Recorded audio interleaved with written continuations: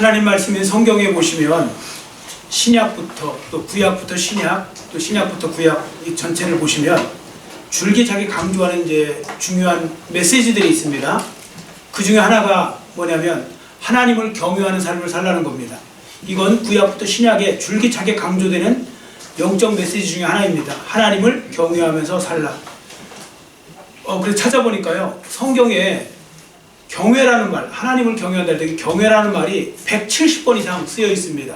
170번 이상 경외라는 말씀이 기록되어 있는데요, 당연히 하나님에 대한 경외겠죠. 경외가 무엇이냐? 성경에서 말씀하고 있는 경외의 뜻은 거룩한 두려움과 경건한 공경심을 가지고 하나님을 대하는 태도라고 했습니다. 다시 읽어드립니다. 거룩한 두려움과 경건한 공경심을 가지고 하나님을 대하는 태도. 지난주에 예배의 중요성도 말씀드렸잖아요. 이런 것이 다 하나님 앞에 경외하는 모습이냐 아니냐, 하나님을 얼마나 가치 있게 보고 얼마나 귀하게 여기고 하는 이런 모습들이 나타나는 것, 그것이 삶의 태도로 나타나는 이 모습들이요. 자, 그래서 하나님을 경외해야 된다 이런 말을 성도들이 많이 하죠. 자, 그러면 성도들이 하나님을 경외하는 삶을 살아갈 때 주어지는 복이 있는데요, 그 복은 무엇일까요? 자, 결론부터 말씀을 드리면요, 너무 많아서 다 열거할 수가 없어요. 우리가 하나님을 경외할 때 주어지는 복이 너무 많아요. 그래서 몇 가지만 예를 들어보려고 하는데요, 너무 많아서 다 드릴 수는 없고 몇 가지 예를 들어보는데, 본문에도 보시면 그거 다 나와요. 본문에도 보시면 하나님을 경외하는 사람이 누리는 복에 대해서 쭉 이제 어떻게 보면 말씀하고 있는데, 먼저 12절을 우리 한번 같이 읽어보겠습니다. 12절 말씀 같이 읽습니다. 여호와를 경외하는 자 누구냐? 그가 택할 길을 그에게 가르치시리로다. 아멘. 하나님을 경외하는 자들에게요, 하나님이 그들의 인생에 친히 개입해 주셔서 그들이 인생을 살아가는 동안에 무엇을 선택해야 되고 무엇을 또 어떤 행동을 해야 하는지에 대해서 상세히 가르쳐 주신다는 겁니다. 그렇기 때문에 하나님을 경외하는 자가 받는 복이 크죠. 자, 그래서 여러분들 우리가 또 13절도 우리가 한번 읽어보면요, 여기에도 또 우리가 또 하나님을 경외하는 자가 누리는 복을 볼 수 있거든요. 자, 13절도 우리 먼저 같이 읽겠습니다.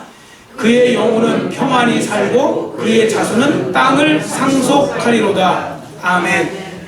하나님을 경외하는 자들은 하나님께서 붙들어 주셔서요, 그의 영혼을 평안하게 만들어 주신대요. 하나님을 경외하면. 그리고 약속하신 언약이 반드시 이루어지도록 하나님께서 붙들어 주신다, 그렇게 인도해 준다, 그 말씀입니다. 자, 이제부터는요, 제가 좀 빠른 속도로 시간을 좀 절약하기 위해서 빠른 속도로 하나님을 경외하는 자가 누리는 복이 무엇인지를 10가지만 말씀드립니다. 너무 많아 다 말씀드릴 수 없고, 그러니까 잘 들어보세요. 첫 번째, 하나님을 경외할 때 환난에서 건짐받습니다. 하나님을 경외할 때 존귀하게 됩니다. 그리고 자손까지 형통하게 됩니다. 범사에 형통하게 됩니다. 소원을 성취하게 됩니다. 기도응답을 받게 됩니다. 장수하게 됩니다. 천국에서 큰 상급을 받게 됩니다. 부족함이 없게 됩니다. 10번째, 원수의 손에서 건짐을 받게 됩니다. 이거 말고 너무 많아요. 자, 여러분 하나님을 경외하는 삶을 이제라도 사시면 여러분들은 한마디로 수지 맞는 장사라는 겁니다. 여러분 수지라는 말은 아시죠? 수지가 맞아야 장사가 되는 곳이지, 수지 타산이 안 맞아갖고 장사하는 사람은 어떻게 보면 이제 그 어려움을 당할 수밖에 없잖아요. 근데 수지를 그냥 맞는 게 아니고 제대로 맞는 겁니다. 하나님을 경외하기만 하면 하나님이 주어지는, 하나님께서 우리에게 주시는 복이 너무 많기 때문에 그렇습니다. 자, 그러면 여기서 이제 한 가지 질문을 드려보려고 하는데요, 우리가 하나님을 경외하는 삶을 살게 될 때 우리에게 많은 복이 주어지는데 그 중에 가장 큰 복은 무엇일까요? 하나님을 경외할 때 우리가 받을 수 있는 가장 큰 복, 그 부분을 이제 제가 말씀을 사실 드리려고 이 자리에 섰습니다. 자, 저를 따라해 주시기 바랍니다. 이제 답을 말씀드립니다. 하나님이 나를 친밀하게 대해 주신다. 아멘. 이게 가장 큰 복이에요. 하나님이 나를 친밀하게 대해 주신다는 거죠. 누구에게요? 하나님을 경외하는 자들에게. 그러니까 하나님을 경외하는 자들에게 하나님은 하나님의 친밀하심을 경험하는 삶을 살게 하신다는 겁니다. 자, 14절이 그 말씀인데요, 14절을 우리 한번 큰 소리로 같이 읽어보도록 하겠습니다. 14절 같이 읽습니다. 여호와의 친밀하심이 그를 경외하는 자들에게 있으며 그의 언약을 그들에게 보이시리로다. 아멘.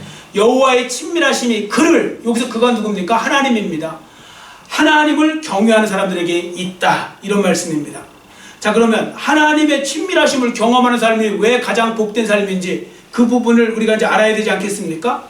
자, 그래서 누군가가 말했던 아주 중요한 성경적 메시지 하나를 말씀드릴 테니까 잘 들어보세요. 여호와 하나님을 우리 가족같이, 여호와 하나님을 가족같이 아주 가까이서 느끼고 체험하는 사람들은 성경이 말씀하고 있는 가장 최고의 축복과 가장 근원적인 행복을 누리는 사람입니다. 이런 말씀이 있습니다. 그러니까 여러분, 가장 근원적인 행복의 근원과 가장 최고의 축복을 받고 싶으시면 하나님과 친밀해지시면 된다는 거예요. 그러니까 하나님과 가까이 친밀해지할 때 오는 그런 복인 것이죠. 자, 그래서 우리가 성도들 생각하는 것과 좀 달라요. 성경은 우리가 하나님과 아주 가까이서 친밀하게 교제를 나누는 것을 최고의 축복이요, 또 가장 근원적인 행복이라고 소개하고 있는 것입니다. 그러면 왜 이유를 알아야 될 거 아니에요? 왜 하나님과 친밀한 것이 가장 우리에게 축복이요, 또 가장 근원적인 행복이 될까? 이제 그 부분을 우리가 살펴보는데요. 자, 그러기 위해서 먼저 14절을 보세요. 14절에 보시면 친밀하심이라는 단어가 나오죠. 이 친밀하심이라는 단어가 히브리어로 뭐냐면 소드예요. 소드라고 하는데, 이 소드라는 단어가 뭐냐? 대화를 나눈다, 교제를 한다, 이런 뜻인데요. 대화를 나눈다, 교제를 한다. 근데 이게 일반적인 대화, 형식적인 교제를 말하는 건 아니에요. 여러분, 대화라고 똑같은 대화는 아니죠. 여러분들도 형식적으로 대화할 때 있잖아요. 형식적으로 그냥 만나고 형식적으로 교제하고 그냥 겉으로 이렇게 막 만나는 척하고 뭐 이러잖아요. 이런 거 말하는 게 아니고요. 소드라는 단어는 뭐냐면 아무것도 숨김없이 자기 마음속에 있는 것을 다 꺼내놓고 그것도 편하게 말할 정도의 모습을 말하는 겁니다. 편하게 말할 정도로, 그것도 허심탄회하게, 숨기는 것도 없이. 그게 소드예요. 자, 여러분, 이렇게 경험하시는 분들 금방 이해하실 거요? 여러분 중에서도 가족이나 친구나 이웃이나 뭐 이런 사람들 중에 이 사람하고는 정말 편하게 이야기할 수 있는 분이 있어요, 없어요? 이 사람하고는 다 끄집어내놔. 내가 편하게 아무 불편함 없이, 숨기는 것도 없이 다 이야기하는 그런 사람들이 있죠. 그런 사람들을 우리는 흔히 뭐 베스트 프렌드라고도 하고 뭐 그러잖아요. 다 꺼내놓을 수 있는 사람, 편하게. 자, 그러한 거, 그때 그게 바로 소드라는 단어를 쓰는 겁니다. 자, 그러면 하나님이 나를 친밀하게 대해준다는 뜻이 무엇이기에 이것이 가장 큰 복이라고 하는지, 자, 지금부터 하나님이 나를 친밀하게 여기신다는 의미를 제가 몇 가지 말씀을 드리겠습니다. 첫 번째, 하나님이 나를 친밀하게 대해주신다는 건요, 하나님이 나에게 가까이 오신다는 의미입니다. 하나님이 나에게 가까이 다가오신다. 여러분, 친밀함 하면 딱 떠오르는 이미지 뭐예요? 여러분들, 누군가 친밀해, 내가 누구와 친밀해요, 그럼 딱 떠오르는 이미지, 그 중에 하나가 가까움 아닙니까? 가까운 거, 가까이. 가깝다는 뜻이 제일 먼저 떠오를 것입니다. 여러분, 한번 예를 들어서요, 친밀한 부부, 우리가 부부가 다 친밀한 건 아니잖아요. 친밀한 부부, 친밀한 연인, 친밀한 친구, 친한 친구. 자, 이런 사람들의 공통점을 보세요. 당장 우리가 육신의 눈으로 보면 그 사람들은 되게, 예를 들어서 앉는 거 바짝 붙어 앉아요, 멀리 떨어져 앉아요? 뭐 쉬워도 대답해 보세요. 친밀한 부부, 친밀한 연인, 친밀한 친구일수록 가까이 붙습니까? 멀리 떨어집니까? 가까이 붙죠. 누가 멀리서 말하는 거 아니죠. 가까이 붙어서 붙는 거 아니죠. 그냥 가까이 붙어요. 그리고 그런 사람이 어느 날 싸워요. 싸우면 어떻게 돼요? 가능하면 멀리 떨어지려고 하죠. 가능하면 멀리 떨어지려고 합니다. 그리고 제일 멀리 떨어지면 그게 이혼하는 거예요. 그리고 제일 멀리 떨어지면 그게 헤어지는 거예요. 남녀 간에도 헤어지는 거예요. 그 사람은요, 본능적으로 내가 친밀하다 싶으면 가까워지는 거고요. 그런 거예요. 그래서 그 사람들의 거리를 보면 알아요. 교회에서도 마찬가지예요. 이렇게 성도들도 뭐 부부간에도 앉는 거 이렇게 보잖아요. 어떤 때 앉는데 보면 뭐 이렇게 점점 이렇게 가까이 앉았다가 점점 멀어지는 경우도 있고 막 그래요. 그래서 어떤 분들은 근데 마음은 먼데 가깝게 보이려고 일부러 가까이 있는 사람들을 보고 뭐라고 합니까? 쇼윈도 부부라고 뭐 그런 표현 쓰잖아요. 그러니까 사람은 그거 보고서도 알 수 있어요. 여하튼 친밀하다는 말에는 가깝다는 뜻이 들어있는 거예요. 그래서 하나님과 내가 친밀한 사이가 되었다는 건 하나님과 내가 아주 가까운 사이가 되었다, 그런 의미인 겁니다. 근데 여기 놀라운 또 은혜의 소식이 하나 있습니다. 그건 뭐냐면 내가 하나님께 가까이 하는 것이 아니라 하나님이 나에게 가까이 다가와 주신다는 겁니다. 이게 놀라운 은혜이죠. 여러분 한번 생각해 보세요. 솔직히 우리가 어떤 사람이에요? 이런저런 죄로 인해서 죄의 냄새 풀풀 나는 사람 아니에요? 여러분 땀 냄새만 독한 게 아니에요.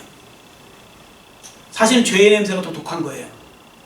못 맡아서 그렇죠. 하나님 보실 때는 죄의 냄새가 더 독한 거예요.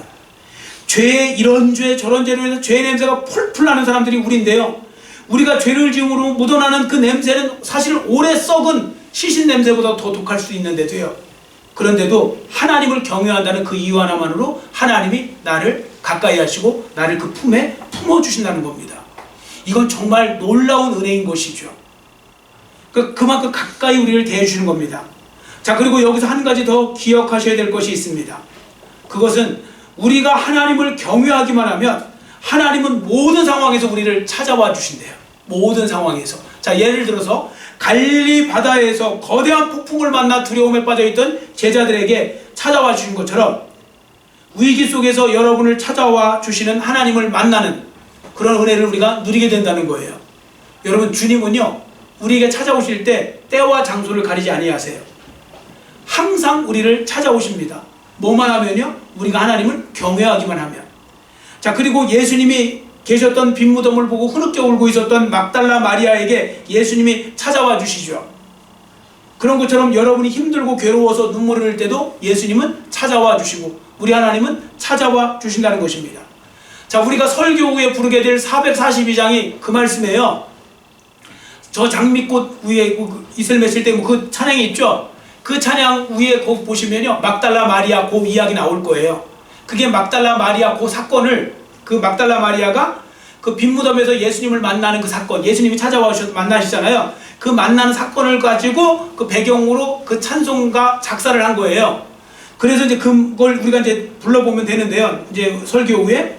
자, 여하튼 나를 찾아와 주시는 하나님의 그 놀라운 은혜를 항상 기억하고 살아가는 우리가 되어야 된다는 것입니다. 여러분, 이러한 삶을 살아가시기를 축원합니다. 하나님은 나를 가까이 대해주신다는 거예요. 나를 가까이. 자, 두 번째, 하나님이 나를 친밀하게 대해주신다는 의미가 뭐냐? 그건요, 하나님 나를 완전히 믿어주신다는 뜻이라는 겁니다. 하나님 나를 완전히 믿어주신다. 자, 영어 성경에 제가 영어 성경 몇 가지 버전을 찾아봤어요. 14절에 대한 표현을 보니까요, 제가 그래서 여러분들 주보 안에 거기 보시면 성경 말씀 나오죠. 그 밑에 이번에는 제가 영어 성경을 써놨잖아요. 뭐 잘난 척 하려고 써놓은 게 아니고요, 필요해서 써놓은 거예요. 그 영어 성경의 그 14절을 보시면요, 여호와의 친밀하심을 뭐라고 썼냐면 거기 동사를 하나 써놨어요. confide라는 동사입니다. confide. 이 confide가 무슨 뜻이냐? 비밀 등을 털어놓다, 뭐 그런 뜻이 있는 거예요. 믿어서, 내가 믿기 때문에, 그 사람을 신뢰하기 때문에 내 비밀까지 다 털어놓는다, 그런 의미거든요. 그래서 이 말씀은 친밀하다 이런 표현인데, 둘 사이의 비밀까지도 다 털어놓고 말할 정도의 사이다, 이런 뜻이에요. 그래서 제가 또 킹 제임스 버전이라는 영어 성경을 찾아봤거든요. 거기도 보면 더 시크릿 오브 로드라고 되어 있어요. 그러니까 여호와의 비밀, 이런 표현을 썼어요. 그래서 킹 제임스 버전을 제가 번역을 해보면, 직역을 해보면, 여호와의 비밀이 여호와를 경외하는 사람들과 함께 있다, 이런 뜻입니다. 여러분 한번 대답해 보세요. 여러분은 누구에게 아무 거리낌 없이, 그거 아무 숨김 없이 비밀까지 다 털어놓습니까? 누구에게? 믿는 사람입니까? 못 믿는 사람입니까? 당연히 믿는 사람한테 여러분들 털어놓으시죠. 그러니까 여러분들 누군가가 여러분에게 막 비밀까지 털어놓을 정도면 상대편이 나를 엄청 믿는구나, 그렇게 보시면 돼요. 절대 여러분들도 바보가 아닌 이상은 믿지 않는 사람한테 털어놓지는 않아요. 털어놓으면 어떻게 될지 모르니까 털어놓지 않고 숨기죠. 그리고 말을 안 하죠, 가능하면. 그런 현상이 되는 겁니다. 그래서 이 사람은 완전히 믿어도 되는 사람일수록 더 많이 털어놔요. 더 많이 털어놓고 세상 사람들은 또 그런 사람을 이렇게해서 베스트 프렌드라고 그렇게 말하는 것입니다. 그러니까 비밀도 말하게 될 정도죠. 근데 놀라운 사실은요, 하나님을 경외하는 사람들에게 하나님이 이런 식으로 대우해 주신대요. 한마디로 하나님께서 하나님을 경외하는 나를 완전히 믿어 주신다는 것입니다. 그래서 하나님은 비밀까지도 다 알려주실 정도로, 하나님의 계획과 비밀까지도 다 알려주실 정도로 그만큼 나를 가깝게 대하신대요. 그게 바로 믿어주신다. 이게 바로 친밀하심이라는 뜻이라는 겁니다. 친밀하심에 그 뜻이 들어가는 거죠. 여러분 기억하시기 바랍니다. 진짜 친밀한 사이 있죠. 진짜 친하고 친밀한 건요, 바로 서로 믿어주는 사이라는 겁니다. 서로 믿어주는 사이. 마치 내가 하나님을 의심 없이 믿고 하나님께서 나를 믿어주시는 것처럼, 우리가 친밀하다는 표현을 쓸 때는 믿음과 상호 신뢰가 그 기반에 있어야 된다는 거죠. 믿음과 상호 신뢰입니다. 한 사람만 신뢰하면 안 돼요. 상호, 양쪽으로 서로 신뢰하는 것이 기반에 있을 때 친밀함은 유지될 수 있다고, 또 생기는 것이라고 말씀하고 있는 겁니다. 자, 그러니까 만일하나 어떤 두 사람이 몸으로는 가까워, 몸으로는 되게 친한 것 같아요. 맨날 뭐 친하고 스킨십하고 뭐 친해, 예를 들어서요.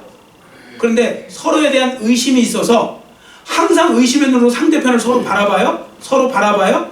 그리고 자꾸 뭔가 의심해서 자꾸 확인하려고 해요. 그러면 그 두 사람은 절대로 친밀한 사이가 아니에요. 친밀한 척을 하는 거예요. 왜냐하면 이미 그 의심한다는 건 상대편과 엄청나게 멀리 떨어졌다는 그런 의미거든요. 여러분 의심하는 사람을 생각해보세요. 내가 상대편을 의심해. 그건 가까운 게 아니에요. 가장 먼 거예요. 그래서 그런 상황이 되면 서로 믿지 못하는데 어떻게 친밀한 사이가 될 수 있겠습니까? 서로 믿지 못하는데 그 사람에게 비밀을 털어놓겠어요? 뭐 맨날 숨기기 바쁘겠죠. 비밀로 하기 바쁘고 거짓말하기를 밥 먹듯이 해요. 왜 그런지 아세요? 나는 별거 한 거 없어. 근데 상대편이 나를 의심해요. 그러면 나도 모르게 자꾸 숨기게 되어 있어요. 왜냐면 떳떳하게 얘기를 못해. 왜냐면 상대편이 나를 의심의 눈으로 바라보기 때문에. 자, 이렇게 되면 이제 부부간에도 정말 이제 심각한 상황이 벌어지게 되는 것이죠. 그래서요, 여러분들 의심증이 있는 사람이 있어요. 특히 배우자에 대해서. 그걸 의처증이라고도 하고 의구증이라고도 하고 그러는데요. 의심증 있는 배우자를 보면요, 그 상대편이 있잖아요. 그러니까 남편이 의심증이야. 또 부인이 의심증이에요. 그럼 상대편이 맨날 하는 일이 뭔지 아세요? 이런 거예요. 만약에 그렇게 하고 있다면 자기도 거기에 속하는 거예요. 나도 모르게 자꾸 그 배우자 앞에서 전화 온 내역 찌우고, 카톡 찌우고, 문자 찌우고, 내비게이션 행적지 찌우고, 블랙박스 찌우고, 영수증 갈겨갈기 찢어버리고, 나도 모르게 계속 그렇게 하고 있어요. 그 말은 뭐냐면 상대편이 그만큼 나를 의심하고 있다는 뜻이에요. 뭔가 확인하기 때문에 불안해갖고 언제 내 걸 뒤져볼지 모르니까 없애는 거거든요. 그럼 그런 사이가 어떻게 친밀한 사이라고 할 수 있을까요? 그래서 그런 만남을 갖다가 세상에서는 잘못된 만남이라고 하는 거예요. 상대편이 누구든지. 어쨌든 그 부분이 그게 정말 안타까운 거죠. 그래서 그런 부분들 속에서 여러분들 제가 이 말씀을 드리는 이유가 있어요. 하나님은 나를 완전히 믿어주시는데 우리가 하나님에 대해서 자꾸 그렇게 의심하는 태도로 나가면 절대로 친밀한 관계가 될 수 없다는 겁니다. 여러분 다윗 왕도 그렇고요, 아브라함도 그렇고 뭐 이런 사람들 있잖아요. 그런 사람들이 왜 하나님과 친밀했는지 아세요? 그들은 아무리 세상 사람들이 헛소리를 하고 별의별 소리를 다 하고 유혹을 해도요, 하나님에 대한 믿음을 조금도 의심을 갖지 않고 온전히 믿었기 때문에 그런 겁니다. 하나님이 100% 믿어주시니까 그들도 100% 믿어버려요. 그러니까 하나님과 그들 사이에 온전한 친밀한 관계가 이루어지는 것이지, 한쪽에서만 믿는다고 해서 절대로 친밀한 게 되는 게 아니에요. 친밀한 척은 하고, 그러나 결국은 다 그래서 불행하게 끝나잖아요. 의심하는 사람은 결국은 불행하게 끝나게 되어 있어요. 시간의 연장일 뿐이에요. 시간의 연장. 그렇게 의심하면 결국 불행하게 끝나는 거죠. 성도들도 마찬가지예요. 결국 의심하다가 나중에 하나님 떨어져 나가고, 교회에서 떨어져 나가고, 믿음에서 떨어져 나가고, 이렇게 끝이 나버리잖아요. 그래서 여러분 믿음을 갖는 게 중요한 거고, 그래서 성경에 보시면 믿음 하는 거고, 성도들도 믿음 하는 거고, 목회자들도 믿음 그런 소리를 하는 거예요. 여러분 하나님을 향한 여러분의 믿음이 완전하시기를 축원합니다. 온전히 믿으세요. 하나님은 여러분을 완전히 믿어주시잖아요. 그래야 여러분들과 그 하나님과의 관계가 친밀한 관계가 될 수 있는 겁니다. 그래서 이 부분을 여러분들 꼭 기억하시고요. 그 다음에 세 번째, 하나님이 나를 친밀하게 대해준다는 뜻이 뭐냐면요, 하나님이 나와 의논해 주신다는 뜻이래요. 하나님이 나와 의논하신다. 자, 제가 조금 전에 친밀하다는 표현을 쓸 때 히브리어 단어 하나를 가르쳐 드렸죠. 뭐라고 그랬습니까? 소드라는 단어인데, 소드가 대화한다, 숨김없이 거리낌 없이 대화한다, 그런 뜻이 있다고 그랬잖아요. 또 하나의 중요한 뜻이 뭐냐면 협의한다, 상의한다는 뜻이 있어요. 이 소드라는 단어에. 자, 그래서 제가 세번역 성경을 찾아보니까 이건 앞에 보시고 같이 읽으시면 돼요. 세번역 성경의 14절을 이렇게 기록합니다. 자, 같이 읽습니다. 주님께서는 주님을 경외하는 사람과 의논하시며 그들에게서 주님의 언약이 진실함을 확인해 주신다. 아멘. 주님께서 주님을 경외하는 사람과 의논하시며, 이게 주님의 친밀하심이라는 그 부분을 저렇게 번역하고 있습니다. 저렇게 기록하고 있어요. 자, 이 말 당연한 거 아닙니까? 자연스러운 표현이죠. 하나님과 친밀한 것이 하나님과 비밀을 나누는 그런 대화를 의미한다면, 비밀을 나눈다는 건 왜 나눠요? 결국은 상의하고 의논하고 하는 그런 과정이 있는 것 아니겠습니까? 여러분들도 누군가에게 여러분들이 그 비밀을 이야기해요. 왜 이야기해요? 갑자기 그 이야기하는 거에는 거기에는 어떤 조언도 받고 싶고, 여러 가지 어떤 그런 상황에서 의논하고 상의하고, 어쨌든 안 되면 내 말을 좀 들어주고 하는 그런 마음이 있기 때문에 하는 것이죠. 제가 성경의 다른 버전도 찾아봤어요. 공동번역성서. 공동번역성서는 옛날에 이 개신교와 천주교가 합쳐서 만들어낸 그 성경이에요. 같이 번역한 거, 공동번역. 그래서 공동으로 번역해서 공동번역성서라고 하는데, 자, 공동번역성서를 우리 같이 앞에 보시고 같이 읽겠습니다. 당신을 경외하는 사람에게는 당신의 생각을 털어놓으시고 당신의 계획을 가르쳐 주시리라. 아멘. 이게 14절 말씀이에요. 그러니까 당신을 경외하는 사람에게 당신의 생각을 털어놓으신대요. 털어놓으시고, 허심탄회하게 털어놓으시고 하나님의 계획을 가르쳐 주신다. 이런 말씀인 겁니다. 자, 이제 14절 말씀은 오늘 확실히 이제 여러분 아셨을 거예요. 참 오랜만에 영어 성경, 우리 막 한글 성경 막 버전으로 바꿔서 지금 우리가 보셨는데, 14절 말씀이 그만큼 중요하기 때문에 제가 이런 말씀을 드리는 겁니다. 여러분, 그렇습니다. 하나님께서는요, 하나님을 경외하는 자들에게 하나님의 계획을 알려주시고요, 상의도 하시고 함께 의논도 하신다, 그 말씀이거든요. 근데 아무한테나 이렇게 한다고요? 아닙니다. 누구에게 이렇게 하신다고요? 요것만 기억하시면 돼요. 누구한테 이렇게 하신다고요? 하나님을 경외하는 사람에게. 하나님을 경외하는 사람에게. 하나님을 경외하지 않는 사람에게는 이런 일이 일어날 수 없어요. 그러니까 하나님을 경외하고 싶으면, 여러분들 경외하시면 이런 역사가 일어나는 것입니다. 여러분, 실제로 우리가 성경을 보시면 이러한 경험을 한 사람을 여러 찾아볼 수 있는데, 대표적인 사람이 누구냐면 아브라함이에요. 아브라함. 여러분, 성경에 보시면 하나님이 이 사람은 나의 친구다 이렇게까지 소개한 분이 있어요. 자, 누구일까요? 예, 그냥 뭐 성경 지식이 없으면 눈치라도 있으시면, 제가 지금 앞에 누구 얘기했어요? 아브라함 얘기했잖아요. 아브라함. 그 눈치로 맞추셔야죠. 우리 일부 예배 때는 종재라고 초등학생인데 걔가 맞추더라고요. 그러니까 우리 교회는요, 교회학교 수준이 대단해요. 그럼 와서 들으면 다 알아들어요. 다 제 설교를 다 알아듣고 대답도 하는데, 아까 혼자 아브라함이요 뭐 이렇게 대답해서 깜짝 놀랐겠죠. 아브라함. 여러분, 아브라함입니다. 세상에 아브라함이 하나님과 얼마나 친밀한 교제를 하며 살았는지 하나님이 아브라함을 내 친구라고 소개를 하세요. 자, 어디에 그 말씀이 있는가 하면 이사야에 그 말씀이 있어요. 앞에 보시고 이사야 41장 8절 큰 소리로 같이 읽겠습니다. 그러나 나의 종 너 이스라엘아, 내가 택한 야곱아, 나의 벗 아브라함의 자손아. 아멘. 여기 보시면 아브라함을 나의 벗 아브라함이라고 했죠. 벗.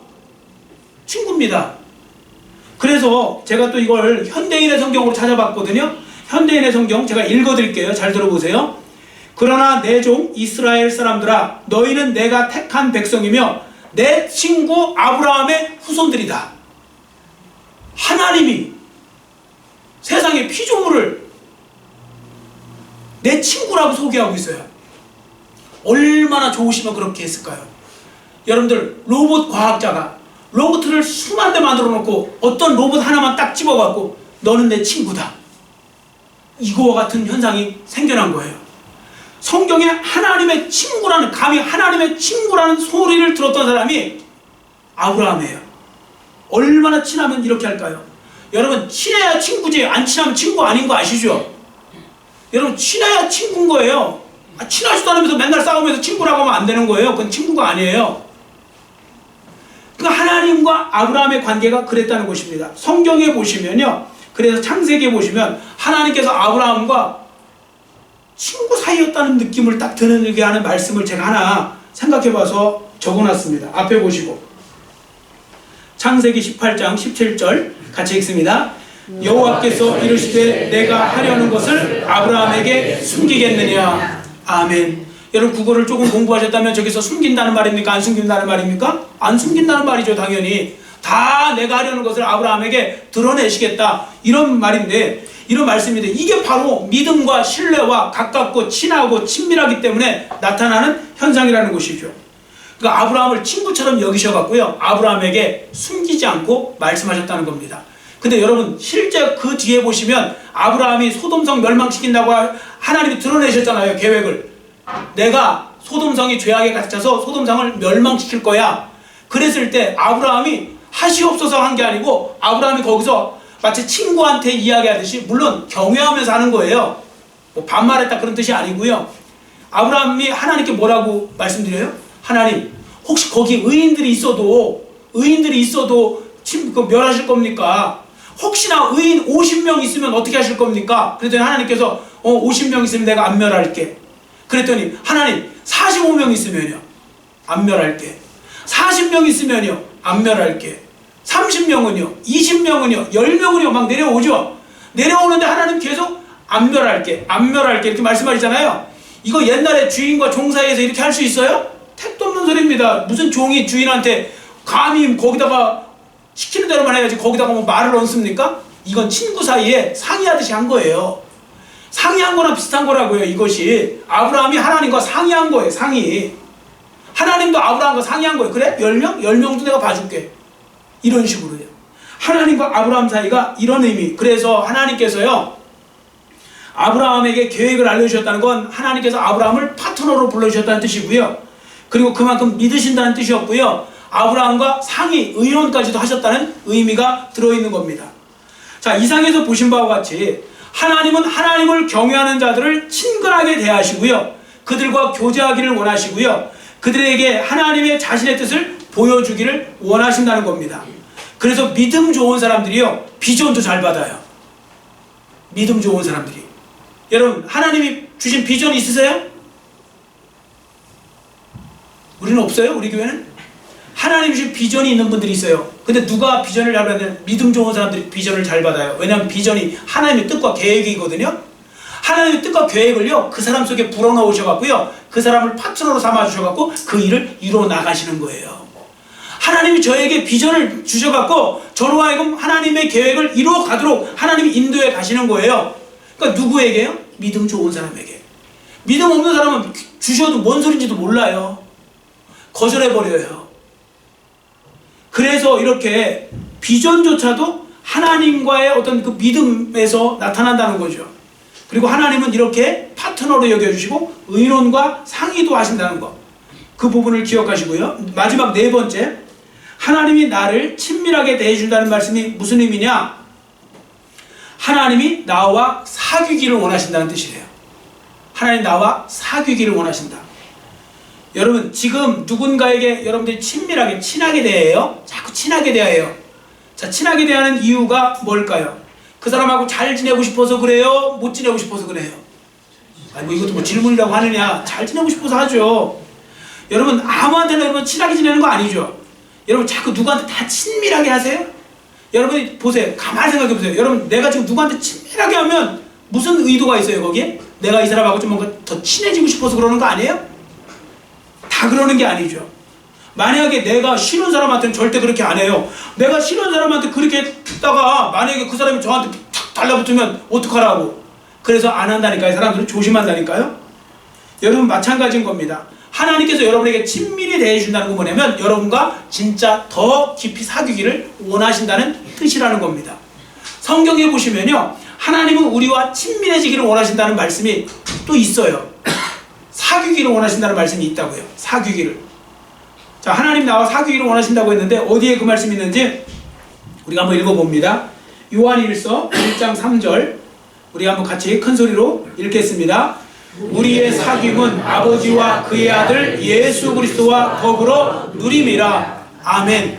우리의 사귐은 바로 성도들의 사귐을 말합니다. 근데 우리의 사귐은요, 세상 사람들과 사귐이 달라요. 세상 사람은 사귈 때 그 사람과 나와의 사귐이잖아요. 그래서 클럽, 어떤 동호회 이런 식으로 사귀잖아요. 이렇게 옆 사람과 내가 이렇게 사귀는데요, 기독교인의 사귐은 좀 달라요. 어떻게 다르냐면 위에 인공위성처럼 한 분이 계세요. 예수님이에요. 하나님이에요. 그래서 A라는 사람이 하나님과 사귀고, 내가 하나님과 사귀고, C라는 사람이 하나님과 사귀고, D라는 사람이 하나님과 사귀고, 이렇게 되죠. 그렇게 사귀면서 그 사귐을 통해 다시 이쪽에서도 A, B, C, D가 같이 사귀는 거예요. 그래서 주님 안에서 이렇게 사귀는 거예요. 그렇기 때문에 그 사귐이 온전한 사귐이 될 수 있는 것이죠. 그래서 옆으로만 사귀는 게 아니고 위로도 사귀는 거고, 위로 사귀면 옆으로도 사귀는 거예요. 그게 바로 성도의 코이노니아. 여러분, 성도의 교제가 중요하다, 교제가 중요하다는 말이 왜 그러냐면 그 교제가 바로 성령 하나님, 또 성부 하나님, 성자 예수님, 그분들을 중심으로 해서 만들어진 사귐이기 때문에 그런 겁니다. 여하튼 분명한 것은, 그럼 그 속에 뭐가 있어요? 옆 사람과의 사귐만이 아니라 하나님과의 사귐도 있잖아요. 그래서 우리의 사귐은 아버지와 그의 아들 예수 그리스도와 더불어 누림이라, 예수 그리스도와 아버지와 더불어 누림이라고 분명히 말씀하고 있습니다. 이 말씀은 하나님이 우리와 사귀기를 원하신다는 거예요. 여러분, 이것도 참 놀라운 은혜죠. 자, 이것도 솔직히 하면서 여러분 생각해 보세요. 여러분 대개 누구랑 사귀려고 하세요? 기왕이면이라고 말씀드렸어요. 기왕이면 자기보다 못한 사람하고 사귀려고 하세요? 자기보다 괜찮은 사람하고 사귀려고 하세요? 예, 양심껏 대답하시면 돼요. 자기보다 괜찮은 사람하고 사귀려고 하는 경향이 사람들은 있어요. 왜 그런지 아시죠? 그게요, 사람의 본능에는요, 신분 상승 욕구가 있대요. 다, 누구에게나 신분 상승 욕구. 그래서 우리가 이렇게 말하잖아요. 아이, 목사님, 제가 노숙자 한 명 알고 있는데, 제가 누구 한 명 알고 있는데, 이렇게 말하는 사람은 거의 없어요. 없다는 건 아니고 거의 없어요. 대개는 이렇게 말해요.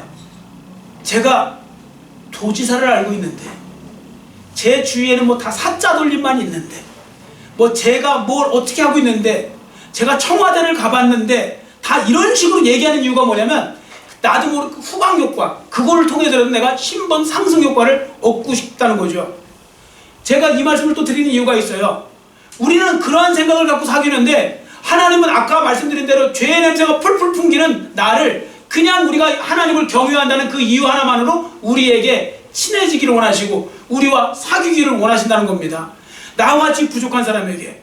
그래서 제가 아무리 생각해봐도요, 자기가 얼마나 부족한지를 알아야 하나님의 은혜도 은혜로 알게 되더라고요. 내가 부족한지 모르는 교만한 사람들 있잖아요.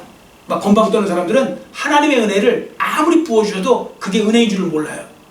내가 얼마나 죄인이고, 내가 얼마나 부족한 사람이고, 내가 얼마나 연약한 사람이고, 이걸 알아야 하나님이 나를 이렇게 가까이 하시고, 나를 위해서 예수님도 보내시고, 나를 위해서 이렇게 하시는 게 얼마나 큰 은혜인지를 깨닫게 되더라는 것입니다.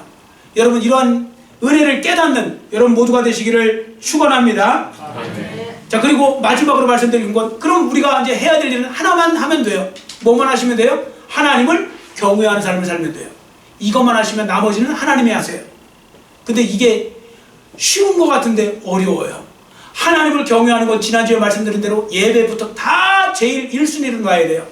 하나님을 경외하는 자는 모든 거 하나님 중심으로 가야 돼요. 하나님의 영광을 위해서 해야 되고요, 하나님을 위해서 하는 모든 부분들이 1순위로 가야 되는데, 그런 사람은 1000명에 1명 찾아보기도 어렵고요, 10,000명에 1명 찾아보기도 어렵고, 그래서 아브라함 같은 사람이 하나님의 친구다 이런 소리까지 듣게 된 것이죠. 바로 이 부분에 있어서 우리 누구든지 할 수 있어요. 세상에 더 잘 살든 못 살든, 높은 자리든 낮은 자리든 상관없어요. 무명하든 유명하든 상관없어요. 여러분이 지금부터요, 여러분 생각을 딱 바꿔서 나는 정말 하나님을 경외하는 삶을 진짜 살아봐야 되겠다. 그래서 하나님 중심적으로 지금부터 사시잖아요. 그러면 이 나머지 복은 다 여러분에게 따라오게 된다는 것입니다. 자, 다시 한번 도전해 보시기를 축원합니다. 안 된다 하지 마시고 도전해 보시기를 축원합니다. 그러셔야 됩니다. 그래서 여러분들, 하나님은 나를 친밀히 대해주시는 하나님이심을 기억하고 그 하나님을 더욱더 사랑하시고, 더 나아가 하나님을 정말로 경외하는 삶을 살아가셔서 하나님도 기쁘시게 해드리고, 여러분도 하나님이 친밀하게 여겨주심으로 말미암아 여러분의 영혼이 정말로 가장 행복한 삶의 주인공들이 되시기를 간절히 빌고 원합니다. 아멘. 기도하겠습니다. 사랑의 하나님 아버지, 감사합니다. 오늘 말씀을 통하여서 나를 친밀히 대해주시는 하나님이라는 제목을 가지고 하나님의 음성을 들었습니다. 하나님 아버지, 우리가 하나님을 경유하기만 하면 이 모든 은혜를 주신다고 했습니다. 하나님 아버지, 그 은혜를 우리가 받기를 원합니다. 그러기 위해서 우리가 더욱더 하나님을 경유하는 삶을 살기를 원하옵고, 그리고 하나님과 우리가 친밀한 관계를 위해서라도 우리가 더 큰 믿음으로 자라가야 되겠사오니 우리에게 큰 믿음을 허락하여 주셔서 나머지 이 세상 속에 이 악하고 음란한 세상 속에서 더욱더 하나님을 바라보면서 하나님과 친밀한 교제, 아브라함과 같은 교제를 통하여 하나님께도 영광 돌리고 우리에게도 가장 궁극적인, 가장 근원적인 행복을 누리는, 또 행복이 주어지는 그런 삶의 주인공들 모두가 될 수 있도록 은혜 베풀어 주시옵소서. 감사드리오며 예수님의 이름으로 간절히 축복하오며 기도드렸사옵나이다. 아멘.